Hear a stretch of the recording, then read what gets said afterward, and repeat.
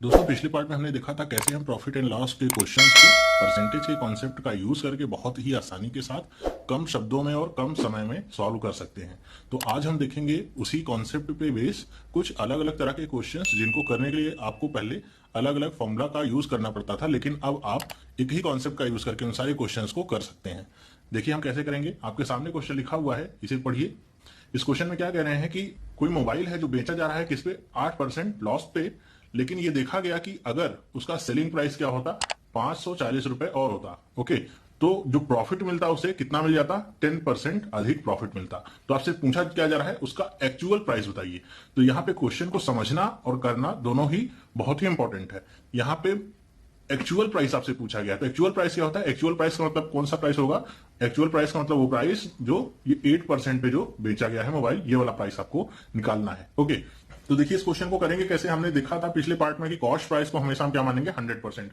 ये मोबाइल किस पे बेचा गया है, 8% लॉस पे बेचा गया है। तो 8% लॉस का मतलब कितना हो गया, 92%। ओके, मतलब जो भी इसका कॉस्ट प्राइस होगा उसके 92% पे मोबाइल बेचा गया है। और फिर कहा क्या जा रहा है कि अगर इस मोबाइल में 540 रुपए इसकी कीमत और बढ़ा देते या और लगा देते तो उसे 10% का क्या होता, लाभ होता। तो 10% का लाभ होता, मतलब कॉस्ट प्राइस पे अगर देखें तो वो कितना हो जाता उसका सेलिंग प्राइस, 110%। ओके, तो 110% ये कब होता, जब उसमें हम 540 रुपए और मिला देते। ठीक है, तो बस आपका क्वेश्चन यहीं पे हो गया। आपको क्या निकाल लेना है, इन्हीं दोनों नंबर्स का क्या डिफरेंस, इन्हीं दोनों परसेंट का डिफरेंस, और उसको कर देना है यहाँ पे जो भी रुपीज बोला गया है उसके बराबर। तो कितना जाएगा difference, 18%। 18% equal to what, 540 rupees.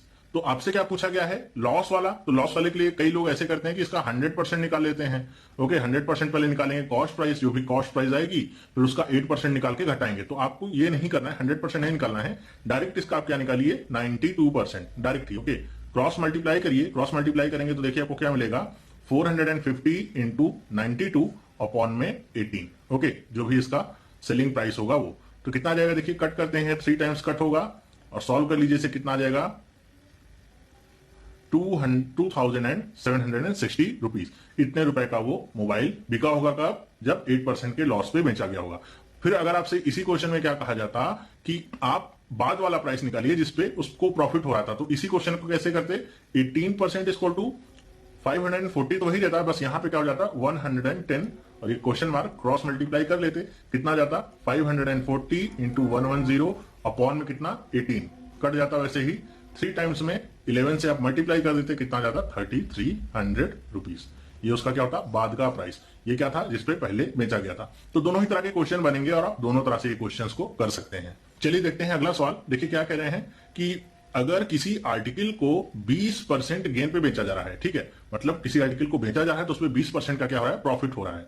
कह रहे हैं कि अगर उसी आर्टिकल का जो सेलिंग प्राइस है उसको क्या कर दिया जाए, डबल कर दिया जाए, तो बताइए कि परसेंटेज प्रॉफिट अब कितना होगा डबल करने के बाद। तो देखिए इस क्वेश्चन को करने के बहुत सारे मेथड हो सकते हैं और फॉर्मूला वगैरह का अगर आप यूज करेंगे तो ये क्वेश्चन और भी लंबा हो जाएगा करना। हाँ, सही आएगा, इसमें कोई शंका वाली बात नहीं है कि क्वेश्चन आपका गलत नहीं आएगा, सही आएगा, फॉर्मूला से करेंगे तब पर भी। लेकिन हम बिना फॉर्मूले का यूज करें, देखिए इसको कैसे बहुत ही इजीली सॉल्व करते हैं। एकदम कॉमन सेंस का क्वेश्चन है। हालांकि इस तरह के क्वेश्चन शायद ही पूछे जाएं आपके एग्जाम में, लेकिन ये सारे क्वेश्चन मैं आपको करा इसलिए रहा हूं, मुझे भी पता है कि इस तरह के क्वेश्चन नहीं आते हैं यू लेवल में, लेकिन ये क्वेश्चन आपके कॉन्सेप्ट को बनाने में बहुत ही ज्यादा मददगार साबित होंगे और आपके अंदर कॉन्फिडेंस भी आएगा कि हाँ, इस तरह के क्वेश्चन आएंगे तो अब मैं कर सकता हूं। तो देखिए इसे कैसे करेंगे, वही कॉन्सेप्ट हम यूज करेंगे क्या, कि कॉस्ट प्राइस हमारा कितना होता है, कॉस्ट प्राइस हमारा होता है हमेशा 100%। तो जब 20% गेन पे बेचा गया तो सेलिंग प्राइस कितना होगा उसका, 120%, मतलब जो भी कॉस्ट होगा उसका 120%। फिर यहाँ पे क्या करा है कि जब भी सेलिंग प्राइस को डबल कर दें तो आपका प्रॉफिट परसेंट कितना निकलेगा, तो सेलिंग प्राइस को डबल कर दीजिए, डबल करिए, 2 का गुना करिए, कितना हो जाएगा, ये 240%। अब क्रॉस कॉस्ट प्राइस से आप क्या कर लीजिए, कंपेयर कर लीजिए। तो कॉस्ट प्राइस से कंपेयर कर लीजिए, कितना परसेंट ज्यादा है, 140%। मतलब आपका जो प्रॉफिट परसेंटेज क्या आएगा, 140% अधिक आएगा, या अब जो प्रॉफिट होगा वो 140% होगा। देखिए कितने आसानी से क्वेश्चन सॉल्व हो गया। अगर पढ़ते हुए आपको दिक्कत लगी होगी, आप सोचे होंगे कि इसमें कौन कौन से फॉर्मूले यूज कर सकते हैं, तो कुछ भी यूज नहीं करना है, बस परसेंट का कॉन्सेप्ट यूज करिए, बहुत ही आसानी के साथ ये सॉल्व हो जाएगा। चलिए देखते हैं नेक्स्ट क्या दिया हुआ है, कि यहाँ पे देखिए सवाल दिया हुआ है कि कोई भी आपका प्लॉट है जो 18,700 रुपीज में बेचा गया है, लेकिन कैसे बेचा गया है, 15% के लॉस पे बेचा गया है। तो जैसे ही आप लॉस पढ़िए कितने परसेंट का, उसे 100 में से माइनस कर लीजिए, कितना जाएगा, 85% इक्वल टू और 18,700 रुपीज। ये आपने कर लिया। कह रहे हैं कि at what price it should be sold to get profit of 15%, कि 15% प्रॉफिट अगर चाहिए हो हमें तो इसे कितने पे बेचना होगा। तो कैसे करेंगे, 15% प्रॉफिट चाहिए, कॉस्ट प्राइस में 15 ऐड करिए, कितना आ जाएगा 115%। आपको निकालना है, क्वेश्चन मार्क क्रॉस मल्टीप्लाई कर दिया, कितना आ गया 18,700 इंटू 115 अपॉन में कितना आया 85। बस आप इसे कट कर लीजिए, जो भी मेथड आपको आता हो। यहाँ पे देखिए अगर हम इसे 5 से करें तो ये 17 टाइम्स में कितना हो जाएगा 23 टाइम्स में। यहाँ पे अगर कट करते हैं कितना हो जाएगा 1100 इंटू 23। अब देखिए 11 से मल्टीप्लाई करना हमको पता है, हमने स्पीड मैथ के वीडियो में देखा था, इसे हम कैसे सॉल्व करते हैं। बस 2 यहाँ पे लिखिए, 3 यहाँ पे लिखिए, बीच में लिख दीजिए 5, 2 0 ऐड कर दीजिए। यही आपका क्या आ गया, वो प्राइस जिसपे प्रॉफिट होगा कितने का, 15% का प्रॉफिट होगा। देखिए परसेंटेज का कॉन्सेप्ट यूज किया, इजिली ये क्वेश्चन हमारा सॉल्व हो गया। चलिए देखते हैं दूसरा सवाल क्या कह रहे हैं। देखिए इस तरह के सवाल बहुत आते हैं, ये बहुत ही एक समझ लीजिए इंपॉर्टेंट भी है। इस तरह के सवाल आपके एसएससी में बहुत पूछे जाते हैं। ओके, तो इसको करने के तरीके काफी होते हैं, कुछ फॉर्मूला भी यूज होते हैं, लेकिन अगर हम इसे करने का सबसे आसान तरीका सीख लें तो फिर इस तरह के क्वेश्चन हमारे बहुत ही आसान हो जाते हैं, कुछ भी याद रखने की या कुछ भी रटने की जरूरत नहीं है। कह रहे हैं कि रवि मान लीजिए कोई व्यक्ति है, उसने 10 ऑरेंजेस खरीदे हैं या उसे 10 ऑरेंजेस मिले हैं, कितने के भाव से, 25 रुपए के भाव से। ओके, और उसे बेचा कितने पे है, उसने 9 ऑरेंजेस बेचे हैं, उसने कितने के भाव पे, 25 रुपए के ही भाव पे 9 ऑरेंजेस बेचे हैं। तो कह रहे हैं कि उसका गेन परसेंटेज या प्रॉफिट परसेंट क्या होगा, ये आप निकालिए। तो इस तरह के जब भी क्वेश्चन आए आप इन्हें कैसे करेंगे, सबसे पहले आप देख लीजिए आपका रुपीज यहाँ पे सेम है, मतलब 25 रुपए में उसको 10 ऑरेंजेस मिले हैं और उसने बेचा कितने में है, 25 ही रुपए में उसने कितने ऑरेंजेस बेचे हैं, 9 ऑरेंजेस बेचे हैं। तो जब भी इस तरह का क्वेश्चन आएगा तो आप देखेंगे कि आपका जो रुपीज है वो लगभग सेम ही होगा और क्वांटिटीज आपकी यहाँ पे जो लिखी हुई है वो क्या होंगी, डिफरेंट होंगी। तो इस तरह के क्वेश्चन को करने के लिए आप क्या करेंगे, यहाँ पे जो आपकी क्वांटिटी लिखी हुई है इसको सबसे पहले आप इक्वल बना लेंगे। मतलब यहाँ पे जैसे 10 है और यहाँ पे क्या है 9 है, तो इसे आप क्या करेंगे, इक्वल बना लेंगे। इसको एलसीएम मेथड के नाम से भी जाना जाता है। तो इक्वल कैसे बना सकते हैं इसे, कि अगर हम ऊपर वाले में 9 का मल्टीप्लाई कर दें और नीचे वाले नंबर में 10 का मल्टीप्लाई, मतलब एक तरह से क्रॉस मल्टीप्लाई कर दें, तो ये देखिए क्या हो जाएगा 90 और ये भी क्या हो गया 90। अब देखिए आपकी क्वांटिटीज क्या हो गई, सेम हो गई। ओके, तो मैथ्स में क्या होता है कि हम एक ही तरफ कोई भी चीज नहीं कर सकते। अगर हमने इधर 9 से गुणा किया है तो दूसरी तरफ भी हमको 9 से गुणा करना पड़ेगा और यहां भी कितने से गुणा करना पड़ेगा, 10 से। तो अब यहां पे देखिए प्राइस क्या बन जाएगी आपकी, निकल के आएगी 25 का गुणा 9 में करेंगे कितना आ जाएगा 225, 10 का गुणा 25 में करेंगे कितना आ जाएगा 250। ओके, ये क्या था आपका, इस प्राइस पे उसने खरीदा था, मतलब ये था कॉस्ट प्राइस, और इस प्राइस पे उसने बेचा था, मतलब ये था सेलिंग प्राइस। अब देख लीजिए आपका सेलिंग प्राइस कॉस्ट प्राइस से बड़ा है या ज्यादा है, मतलब आपका प्रॉफिट हुआ होगा। कितने का डिफरेंस आ रहा है दोनों के बीच में, 250 और 225 को माइनस करिए कितना आएगा 25 रुपए, और कॉस्ट प्राइस कितना है 225, गुणे में क्या किया 100, 25 से काट दीजिए कितनी बार में गया 9 बार में, और कितना गया 100 अपॉन में 9।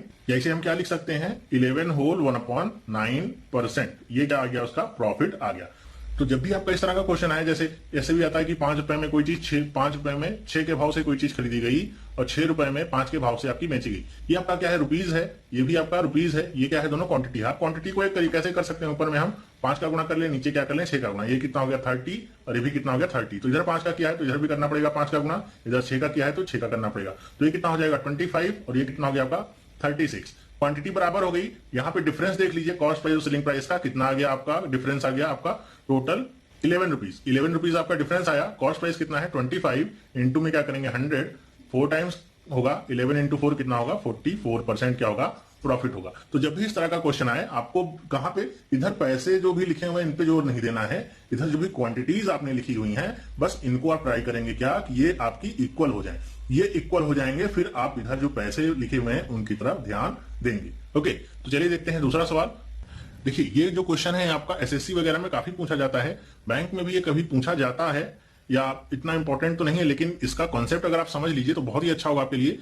इसका एप्लीकेशन आता है बैंक में, ये क्वेश्चन तो नहीं लेकिन इसका एप्लीकेशन जरूर पूछा जाता है। ये सारे क्वेश्चंस आपको इसीलिए अभी करा रहा हूं ताकि जब इसके एप्लीकेशंस हम करेंगे आगे आने वाले पार्टों में तो आप देखेंगे कि कितना इजी हो जाएगा आपके लिए करना। क्या कह रहे हैं कि रवि है कोई पर्सन जिसने 16 पेन बेची हैं। कैसे बेची हैं, 20 पेन की कॉस्ट प्राइस पे बेची हैं वो 16 पेन। तो कह रहे हैं कि क्या उसको प्रॉफिट या लॉस होगा परसेंटेज में, ये बताइए। तो जब भी इस तरह का क्वेश्चन आए तो इसके लिए फॉर्मुला यूज करते हैं। क्या फॉर्मुला होता है कि जो भी आपका परसेंटेज प्रॉफिट या परसेंटेज लॉस है उसके लिए फॉर्मुला यूज करते हैं n माइनस m अपॉन में m इंटू 100। ये आपका फॉर्मुला होता है। इस फॉर्मुले में वैल्यूज को पुट करिए और आपका आंसर निकल जाएगा। लेकिन उससे पहले जान लीजिए n और m क्या सिग्निफाई करते हैं। देखिए m क्या होता है आपका, m होता है जो वस्तु बेची जा रही है। मतलब ये जैसे यहाँ पे 16 पेन्स क्या है बेची जा रही है, ये ध्यान रखिएगा। ये क्या होगा m। एम क्या होगा, जो वस्तु बेची जा रही है, और एन क्या होगा, जिसके कॉस्ट पे वो वस्तुएं बेची जा रही हैं, ये क्या होगा, एन। बस आप वैल्यूज को सब्स्टिट्यूट करिए, देखिए क्या आएगा, एन की वैल्यू 20 माइनस 16 अपॉन में क्या आ जाएगा, 16 इंटू 100। ऊपर देखिए क्या आ जाएगा, 4 अपॉन में 16 इंटू 100 या 1/4 इंटू 100। कट करेंगे इसको, कितना मिल जाएगा, 25%। मतलब कितने का लाभ होगा उसे, 25% का। लेकिन हमको यहाँ पे पता कैसे चलेगा कि ये 25% लाभ है या 25% का लॉस हुआ इसे। तो ध्यान रखिएगा, जब भी इसका आंसर पॉजिटिव में आएगा, इसका मतलब क्या हुआ है, उसे प्रॉफिट हुआ है। ओके, जब भी इसका आंसर नेगेटिव में आया तो इसका मतलब क्या हुआ है, लॉस हुआ है। इस फॉर्मूले के लिए मैं आपको बता रहा हूं, ठीक है। चलिए, ये तो था हमारा फॉर्मूला बेस। अगर मान लीजिए फॉर्मूला हमको नहीं याद है तो इसे हम कैसे कर सकते हैं। देखिए, आपको क्या लिखना है, बस सीधे जैसे क्वेश्चन कहा जा रहा है वैसे ही चीजों को लिख लेना है कि 16 पेन का जो सेलिंग प्राइस है वो 20 पेन के कॉस्ट प्राइस के बराबर है, ठीक है। तो सेलिंग प्राइस यहां पे निकालने क्या जाएगा, 16 नीचे चला गया, 20 अपॉन में 16 कट करिए, क्या आ जाएगा, 5 अपॉन में 4। तो सेलिंग प्राइस कितना आ गया, 5 अपॉन में 4, किसका, कॉस्ट प्राइस का। तो हम 5 अपॉन 4 को क्या लिख सकते हैं, 125% के रूप में लिख सकते हैं। आपका क्या गया, सेलिंग प्राइस। यहां पे देखिए आपको क्या मिल गया, 125%। कॉस्ट प्राइस हमेशा क्या होता है आपका, 100%, और 100% में जितना भी आपका ऐड होगा वो क्या होगा, प्रॉफिट होगा। तो प्रॉफिट कितना ऐड है यहाँ पे देखिए, 25%। तो यहां से आप ऐसे भी निकाल सकते हैं अपना प्रॉफिट कितना आया है। तो आप चाहे फॉर्मूला का यूज करिए, चाहे इस मेथड का यूज करिए, इसे मैं कह दूं इस कॉन्सेप्ट का यूज करिए, आप दोनों ही आपके लिए यूजफुल है। लेकिन फॉर्मूला के लिए आपको थोड़ी बहुत सावधानियां बरतनी होंगी। एन और एम की वैल्यू को ध्यान से देख के पुट करना होगा, पहले फॉर्मूला भी याद रहना होगा। ज्यादातर गलतियां कहां पे होती हैं, नीचे होती हैं कि एम की जगह एन लिख देते हैं या एम की वैल्यू को एन में पुट कर देते हैं। तो यहाँ पे क्या है, रिस्क है। ओके, लेकिन ये क्या है आपका, इसमें कोई भी रिस्क नहीं है, आपका रिस्क फ्री है।